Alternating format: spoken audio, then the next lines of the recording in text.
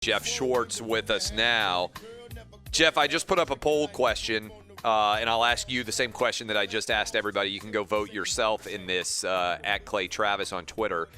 Which quarterback has the most at stake in the AFC and the NFC championship games on Sunday? Obviously, Aaron Rodgers, Tom Brady in the NFC, Mahomes and Allen in the AFC. How would you answer that? Probably Aaron Rodgers. I mean, Yeah. It's just his third championship game now, and since he made the Super Bowl last, and they haven't done very well, right? They got blown out in a bunch of them. So I think it's easily him. He's at home. They're the best team, in my opinion, in the NFL right now, and it's clearly him. I don't think it's even close. I mean, he's the oldest, not the oldest, I guess, Tom Brady, but Tom Brady still has basically his roster coming back next year, right? No one expected him to be in this spot this season, so it's easily Aaron Rodgers. That is what the poll question answers are showing so far. Several thousand of you have already weighed in. Let's see. And in fact, you're completely coming down in the direction that I would go with. Aaron Rodgers, nearly 60% of the vote, 59%. Josh Allen, second place with 18%. Brady, third place with 16%. Patrick Mahomes bringing up the rear with 7%. I know you're not a doctor, Geoff, but it seems like all signs are pointing towards Patrick Mahomes playing. At this point, would you be shocked if he's not out there Sunday? I mean, the Chiefs listed him as a full participant yesterday before realizing that they broke the rules. Yeah. And they made him a limited participant. That's right. So I think he's very much playing. Now, yesterday, obviously, I don't know if you saw any pictures from practice. I mean, they were in a walkthrough. I mean, they didn't have helmets on or pads on or nothing. But yeah, he's playing. The one issue I'd say with Mahomes though is maybe not his neck and head, but his toe. Right? If you remember, he injured his toe in that game, and he was limping around. He wasn't the same quarterback. So I wonder how that will affect him come Sunday. But he's playing. I mean, and the line reflects it, and we know he's playing. Come on, like it was not even, I know that there a lot of people are saying it wasn't a concussion either. So that kind of makes it easier to come back. You're in the protocol, but it makes it easier to go through the steps if you didn't actually get a concussion. Are you near death? You sound like you're sick. No, my voice is just like scratchy this morning. I don't know, man. I'm sorry. Yeah, no, I just want to make sure you're not going to die. No, right. I feel wonderful. My voice seems like it seems like death this morning. I agree. Yeah, we're talking to Geoff Schwartz. All right, so let's break down these games a little bit. You agree, I think, that the Chiefs have not looked very good. If you're a gambler, they're 1-8, I think, in their last 9 against the number. A little bit different, though, in that game against the Browns, because if Patrick Mahomes doesn't get hurt, they looked like they were kind of pulling away. Did you see things from the Chiefs that made you more optimistic? How much are they missing Clyde Edwards-Helaire? What do you attribute to their malaise? So the Chiefs would actually be, I think, the team who has the worst against the spread record to win a Super Bowl in quite a long time. Like they don't, most teams that win a Super Bowl cover most of their games, and they've actually, like you mentioned, depending on what number you get, they're either 1-8 or 0-8-1 in their last 9 games against the spread. Like they just haven't finished games very well. You can excuse that obviously this week against the Browns, but one sequence in the game that still kind of worried me a little bit about the Chiefs and their ability to kind of stomp on someone's throat, right? Like end the game when they have a chance to do so. So they're up 19-3 in the early second half, and we know, look, they got pretty lucky, right? The ball fumbles out the end zone. They come back down and score 3 points. So easily could have been 16-10, 19-3 instead. They intercept Baker Mayfield, and instead of, they get the ball in the red zone. Instead of just going in, scoring a touchdown, and ending the game right there, right? It would have been up 26-3, game virtually over. They go 3-9 and miss a field goal. And like those little moments, I still worry about them when they play Buffalo this weekend. And Buffalo's a relentless team. Like they're not going to stop. And so if they have these moments where they don't kind of finish a drive in an important situation, they have an opportunity to be upset. So I do still worry about that. But when they play their best game, the Bills are not beating them. I mean, that's the thing about it, is the Chiefs always have that gear. So I'm curious, you played 8 years in the NFL. Brady looks like he's Benjamin Button right now. I mean, he looks like he's aging in reverse. Coming into this season, I thought, okay, he'll probably play this year and maybe next year. After this season, regardless of how it ends, I'm looking at it and I'm like, man, I think you got to make the over-under 2.5 more seasons for Tom Brady going forward. How remarkable is his longevity, and what would you set the over-under at for how many more seasons he plays? Because he doesn't seem close right now to the end. In fact, I mean, he's playing unbelievably. When you dedicate every second of your life to football, which he does, even every second of the off season, the regular season, every second of his life is dedicated to maintaining his body. This is what can happen, right? A lot of guys don't have the mental capacity to do that. A lot of guys, they spend 90% of their time on their body, right? He spends 100% of his time worried about his sport, even in the off season. So that's what you get when you eat clean, when you work out, when you kind of just set your schedule around football. We all agree, though, he's got a little work done on his face, right? He has to have. I don't understand how he looks so young. Yeah, and celebrities and people with money do that. So more power to you, Tom. Just when you dedicate your life to that and you have the money to do so, this can happen, right? We're seeing players play much later into their careers now, and Drew Brees obviously is retiring, and Drew Brees got hurt this year, and it seems like he was hurt more than the Saints let on, right? His wife said yesterday on Instagram he had a torn rotator cuff and ribs, obviously, and another injury as well. And Tom Brady's been fortunate. He gets the ball out quickly, doesn't get hit very, very often, and it just takes one hit to get him out of the game, right? But he does a good job of avoiding contact, of knowing where he has to go with the ball so he doesn't get hit, and of taking care of his body and dedicating his life to football 24/7. And luckily, look, it takes an understanding family to do that, right? I mean, his wife and his kids, making sure that dad stays on schedule, what he has to do in the off season stuff. So it's a big family commitment, and they've obviously all bought in. I think he does play at least through this end of this contract, which is next year, and then we'll see where he goes after that. I don't know how many people are going to want a 45-year-old quarterback, but we'll see. I mean, I think the Bucs may want him. I mean, I don't know how you let him walk if he's having he's success. Got one more year, right? He's got one more year, right? Yeah, right. But I'm saying I came in thinking he's only got 2 years left. If I were setting the over-under right now, not counting this year, I still think the over-under would be 2.5 years going forward. And I'd probably take the over because I think he's probably going to want to do this year. In fact, they may go back to the drawing board and add another year to his contract after this year. Who knows exactly?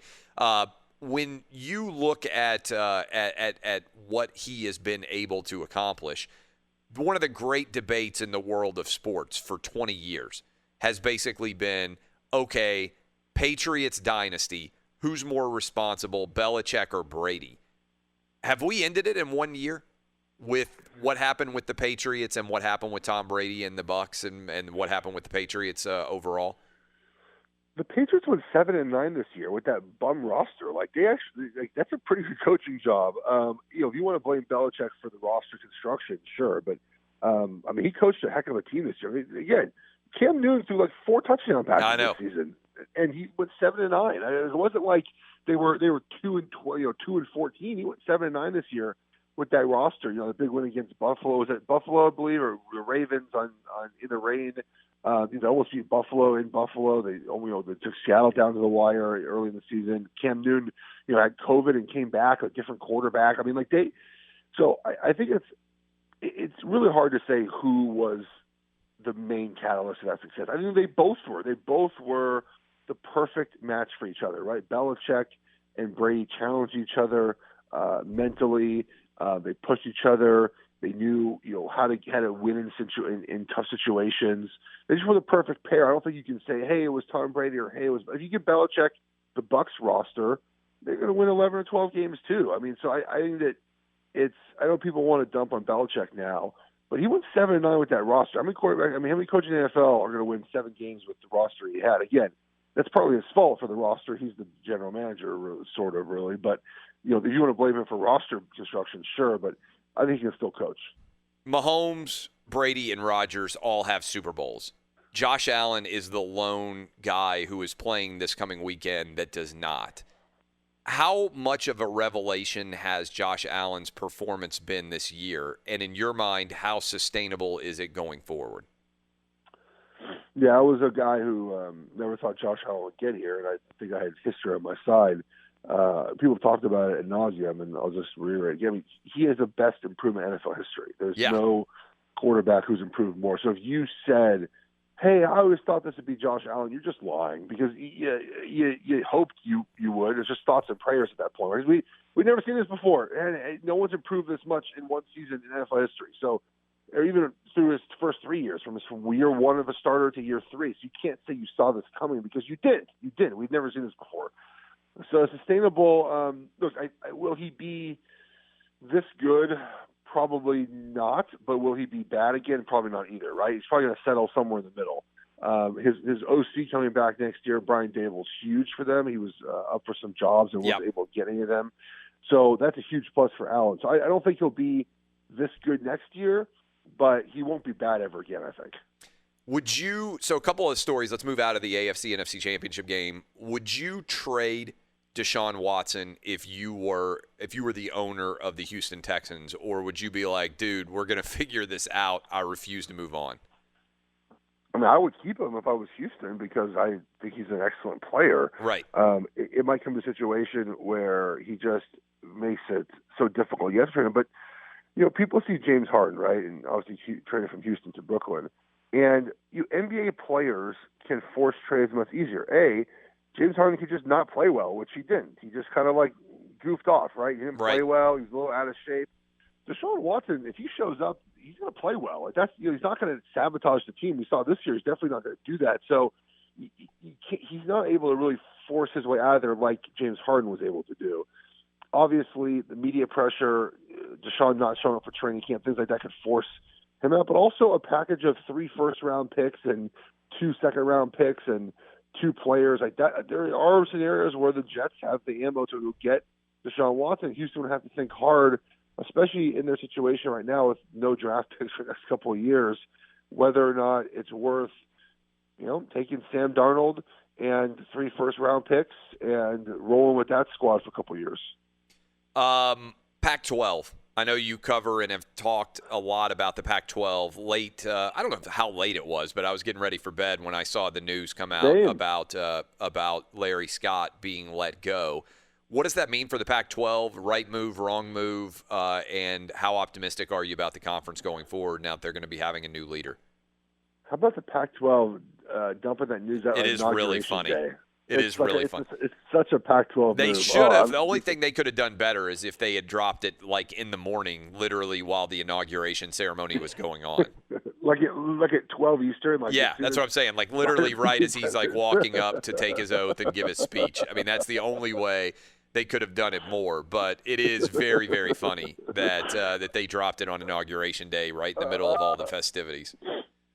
Look, I think Larry Scott did some good things when he was first commissioner. I mean, we were pretty much behind in a lot of aspects, and he got us a good TV deal, and he got us moving in the right direction. But the last couple of years, we've just been a stagnant conference, right? We really haven't secured TV rights moving forward. Our network is barely even functioning right now with a skeleton crew, and a lot of that has to do with COVID. We waste a lot of money. There's ways to spend our money better in our conference, and I just hope we hire someone who understands that our breadwinners are football and basketball. I get we're the conference of champions. Our Olympic sports are great, and those should be celebrated, right? We talk about those on our radio show. Our Olympic sports are fabulous, and again, we should celebrate those. But if we want to make money and play with the big dogs, we got to focus our energy more on football and basketball, plain simple, and we don't. And so I hope they hire someone. And they talked about Greg Byrne at Alabama, who used to be at Arizona, as being maybe an option. Oh, that's interesting. I hadn't even seen the list of potential candidates. I know him a little bit. Obviously, he's been very successful at Alabama and previously was a Pac-12 AD. Yeah, so they mentioned him as a possibility. That'd be an interesting hire, right? Someone who's been south, who has connections to Pac-12, who has been in a successful conference. Oliver Luck. I talked about Oliver Luck. Andrew Luck's father, obviously, has been an XFL, been executive all over. So I hope they hire the right person for this job. And our first, we need a TV deal. We need something. It's not good. They're running out of room. Like everyone else has a TV deal except our conference. We got to figure our TV deal out. And then again, we got to focus on trimming some fat around how much we spend as a conference and really supporting football and basketball better. Let's go back to the AFC NFC championship game. What do you expect to see? Who's going to be in the Super Bowl when we get to Sunday evening and both games have been completed? I think the Packers cover against the Bucks. The game, I think, might not even be fairly close at certain points. I think the Bills and Chiefs game is really competitive. I think if you're looking for an upset, it would be that game, but I'm not going to pick the Bills in that game. So I think the Chiefs win. I look, it might be a game where they win by 3 and barely cover. They haven't covered very well. So I think the Packers game is more of a blowout. The Chiefs have a close win at home, and we get Chiefs and Packers. I think Packers win the Super Bowl. I think they're the best team right now. Geoff Schwartz, hope you get your voice back. Enjoy the games, and we'll talk to you next week.